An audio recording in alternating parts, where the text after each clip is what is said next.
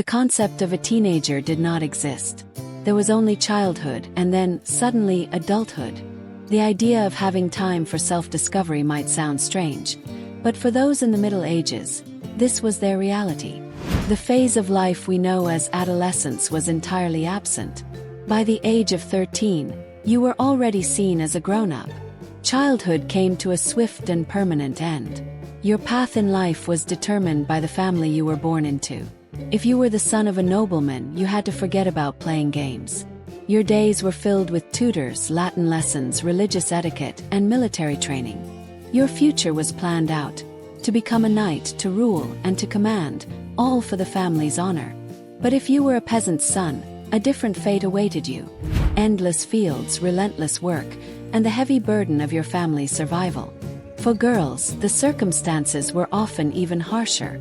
At age 12 or perhaps 14, she was already a bride. Nobody asked for her opinion or consent. She was trained to be a dutiful wife, skilled in sewing, cooking, and attending to her husband. The ideal of beauty back then was a high forehead, an elaborate headdress, and long hair.